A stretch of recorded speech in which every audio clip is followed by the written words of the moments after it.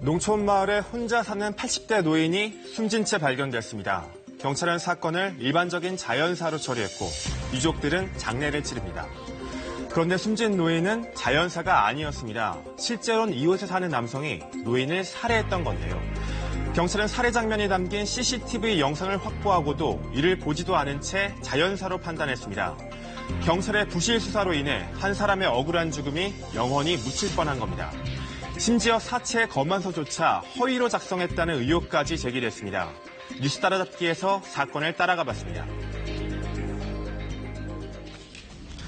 충북 증평군의 한 농가, 홀로 사는 80대 A씨가 모습이 보이지 않은 건 지난 16일부터였습니다.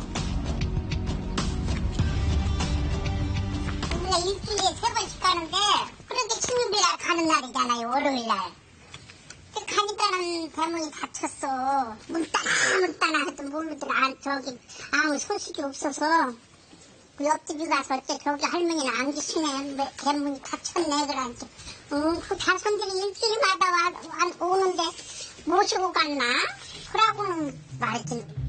이웃 주민들은 처음엔 대수롭지 않게 생각했습니다. 갑자기 안 보여. 그래서 어른들이 해관에 모여서 또 어른들끼리 아들네 집을 갔나? 뭐 병원을 갔나? 막 이랬거든. 그렇게 5일이 지났습니다. 그런데 그동안 정작 A씨의 자녀들은 어머니가 연락을 받지 않아 걱정하고 있었습니다.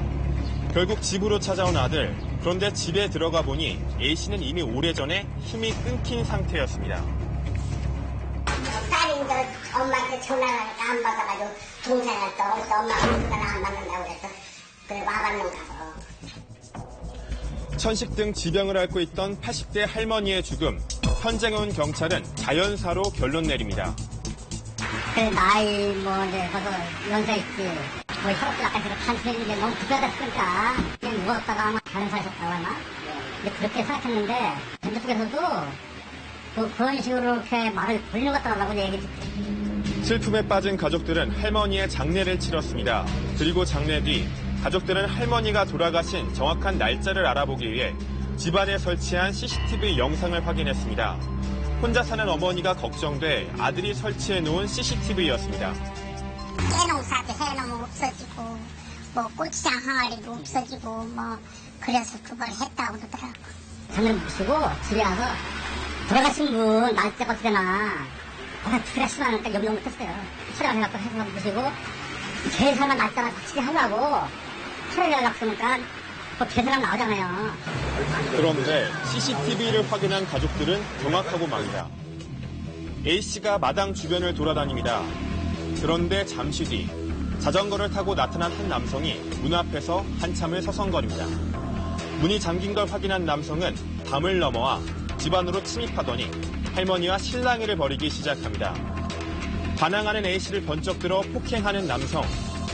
CCTV 속에는 의문의 남성이 할머니를 폭행한 뒤 살해하는 모습과 숨진 A씨를 추행하는 장면까지 고스란히 찍혀 있었습니다.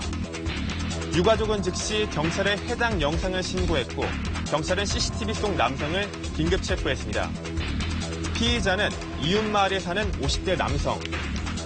술에 취해 A씨의 집에 찾아간 남성은 A씨가 물을 주지 않자 범행했다고 진술한 것으로 알려졌지만 경찰은 신빙성이 떨어진다고 판단하고 정확한 범행 시기나 동기를 계속 추궁하고 있습니다. 남성은 살인과 사체 오욕 혐의로 현재 구속된 상태입니다. 소고동에 사는데 악본 사장 타고 다녔나 그이가 그러려 생각은 못했어요.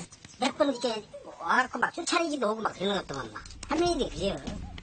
문제는 A씨의 시신이 발견되고 나서 경찰이 처음으로 현장 조사를 나왔을 때 이미 유가족으로부터 해당 CCTV 영상을 받아갔다는 겁니다.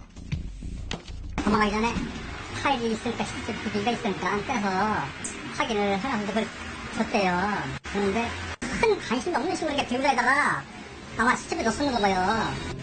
경찰은 이 영상을 확인도 하지 않고 다시 유족에게 돌려준 것으로 드러났습니다.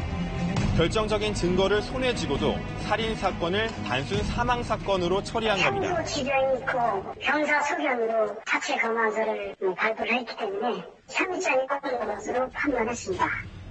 경찰의 부실 수사로 인해 가족들은 2번의 상처를 입었습니다. 그럼 이렇게 치고 입장 만들었어요. 그러면 관장 그 전부 그때 보고 뭐 마음 상당 못하죠. 사건의 진실이 밝혀지자 조용한 시골 마을도 공포와 분노로 술렁이고 있습니다. 놀래고 말고 있었고 그냥 아이고 처음에는 그냥 그렇게 돌아가 있었다고 그래서 또 자식한테 부담 안 주고 지금 이렇게 잘들 돌아가 있었다고 그럴걸라. 가져가는데 그것도 확인을 안 한 거예요 경찰이. 그리고 그냥 장난 안 치고 그냥 이게 딱 넘어가 버렸으면은 큰일 사람을 죽이고도 몰랐다. 근데 야 저지라고 돼 있을 거 아니에요. 경찰 수사에 대한 의혹이 커지자 경찰청에서 직접 감찰에 나섰습니다. 부천 감찰에서 계산 경찰서 쪽으로 가셔왔다. 그런데 감찰팀 조사에서 새로운 사실이 또다시 드러났습니다. 할머니의 시신을 검안한 의사가 자신의 이름이 아닌 다른 의사의 이름으로 검안서에 서명한 겁니다. 검안서에 적혀있던 의사가 당시 휴일이라 응급실 당직 의사가 대신 검안하고 작성했던 겁니다. 검안도 허술하게 이뤄져 타살의 흔적을 발견하지 못한 것 아니냐는 비판이 제기되는 이유입니다.